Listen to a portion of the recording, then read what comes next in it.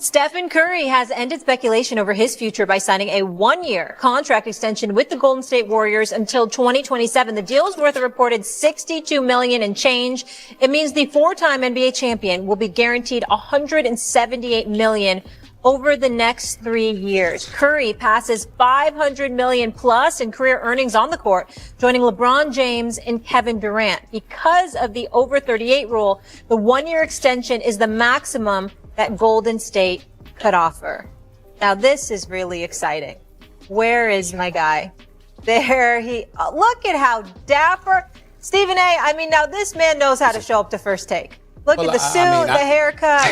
He's always ready. I have to take credit. I have to. Because he was coming here with just collared shirts, no tie, anything, and I had to get on him. And ever since then, he has upgraded. People have said he looked like a politician. He looks so astute, like a statesman everywhere he goes. He was representing the United States of America in Paris just as much as the athletes were, for crying out loud. Wendy was everywhere. He was everywhere. Wendy was Great everywhere. job, by the way. And Thank God, Stephen. Somebody's giving Stephen A credit. Thank God. We don't have enough Stephen A getting credit, so thank God. Seriously, absolutely. Right. But Wendy, we'll get into it. But you look relaxed. I'm glad you got to see your family. They remembered who you were, and because we'll be ramping things up pretty soon here, right?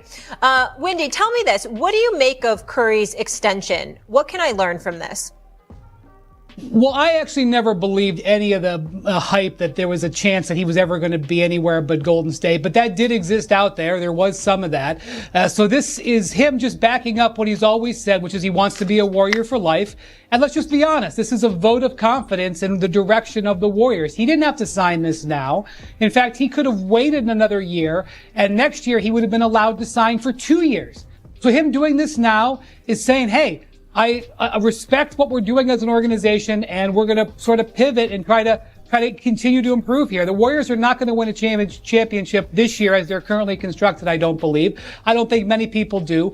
But one thing that the Warriors have been doing since really last winter that, really should be paid attention to is their big game hunting. In one of the strangest stories of the last year in all of sports, if you ask me, if you remember, guys, the Warriors tried to trade for LeBron James at February's trade deadline. Now, it didn't get anywhere, but that was interesting. Then, over the summer, they tried to trade for Paul George. And when that didn't work out, they couldn't make a deal. They tried to trade for Lauri Markkanen. So they are absolutely big game hunting. Now, big game hunting and big game landing are two different things.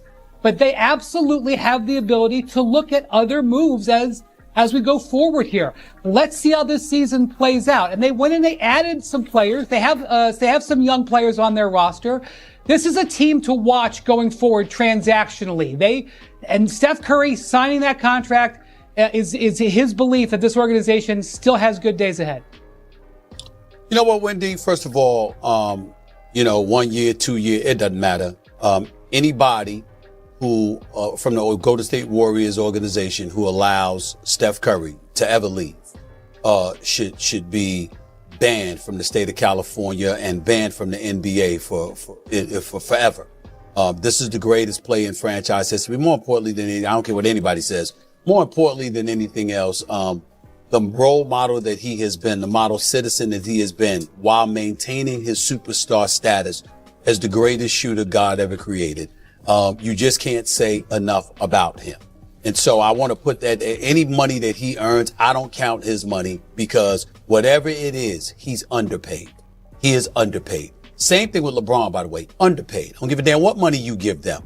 They're underpaid compared to what they bring to the table. And that's just me being real and straight up about it.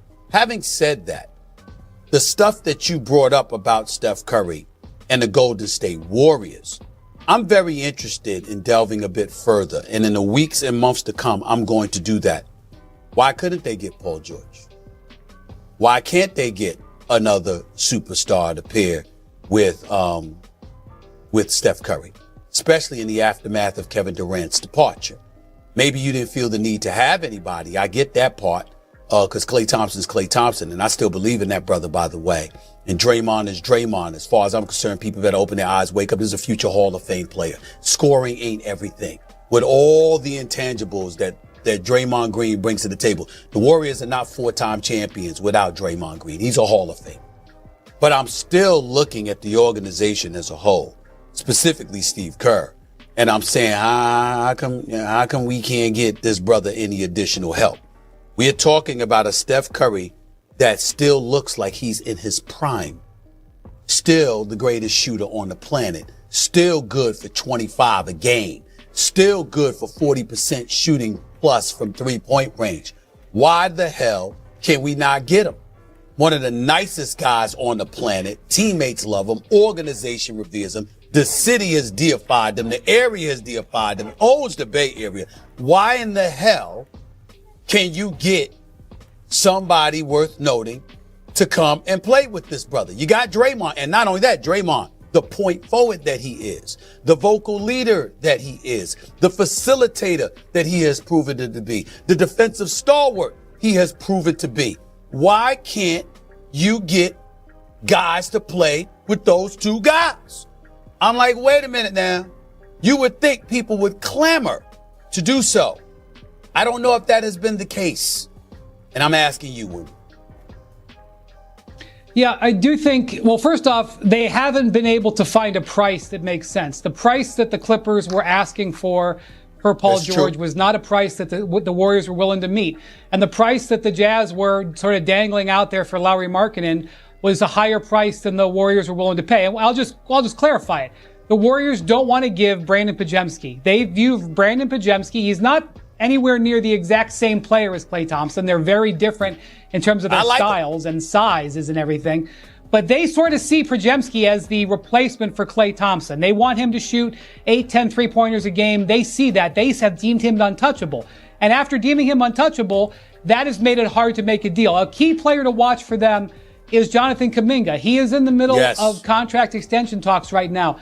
If they sign Kuminga to an extension, I think it's more unlikely that they trade him. However, if we get past the October deadline of an extension and they don't find a deal there, I think he becomes a high probability of being traded during the season. So that's one of the things we're going to watch. I think the big thing is that Joe Lacob and that ownership group and Mike Dunleavy, their general manager, are out there looking to really add to this team. They have scaled back their spending. They've reduced their luxury tax bill by something in the neighborhood of $150 million this year. There's no doubt that their spending is down, but that doesn't mean that they won't continue to spend. And so as the season goes along, you are correct, Stephen A. We're going to watch the Warriors, how they start, and who may become available during the year. Wendy, this is Stephen A. Smith you're talking to. So I'm going to ask you again. I know that the Golden State Warriors have tried to curb back their spending with all of those money, with all of those dollars Joe Lacob spent throughout the years, over $600 million, if I remember correctly. I mean, the money that he doled out in terms of salary, luxury tax, and all of this other stuff. Guys. He owes no one an apology. I was asking about a desire to play for Steve Kerr. So as you guys see, Stephen Curry did sign an extension, but when it looks at what the team is right now, it definitely does seem that the Golden State Warriors do not have a championship team assembled, and it does seem that they need to find another superstar in order for this to happen. And we definitely saw that from a bunch of ESPN analysts saying the same thing, where they definitely see that the Golden State Warriors do not have enough firepower, especially against a Western Conference that have really, really strong teams such as the Denver Nuggets, Minnesota Timberwolves, Phoenix Suns. The list really does go on and on. So they definitely need to do something, and they need to do something now since they did lose Lauri Markkanen, as Lauri Markkanen has made it known that he does want to stay in Utah, and Utah aren't looking to trade him also to the Golden State Warriors. Now, another superstar that has also been mentioned and trickled in over the last couple of days has actually been none other than Kawhi Leonard. Now, as you all know, Paul George did leave the LA Clippers, and it does seem that the group that they did create is finally over due to the fact that Russell Westbrook is now into Denver, and it doesn't seem that them four playing together didn't work as much as they wanted it to. So it may be time for the Clippers to move on from Kawhi as well, and I think the Golden State Warriors do have a great opportunity to get someone of Kawhi's caliber due to the fact that he has been out for some time during the playoffs, during the regular season, and it does seem that his trade value is very, very low. So I think the Golden State Warriors could definitely get him for a really good price, and if Kawhi is committed to helping this team win another NBA championship, especially alongside Stephen Curry, then and they definitely have a big shot at winning it. Kawhi in the most recent season averaged 23.7 points, 6.1 rebounds, and 3.6 assists. So he did a fantastic job for none other than the Los Angeles Clippers, but it does seem that this team is finally apart, and it may be a perfect time for Kawhi to go somewhere else to try to win an NBA championship. And I think no better place would be than the Golden State Warriors. I think when we look at the pieces and where someone like Kawhi Leonard would fit, he would definitely fit the bill. And I think in order to get Kawhi, Andrew Wiggins may be in that trade talks, and it would actually make a perfect switch, as you know, Kawhi Leonard would actually switch with Andrew Wiggins and take that starting small forward position. So I think it works out for the better, and because of that, Kawhi Leonard can definitely be that extra piece that the Golden State Warriors definitely need to help them be not in just NBA playoff contention, but hopefully win another NBA championship.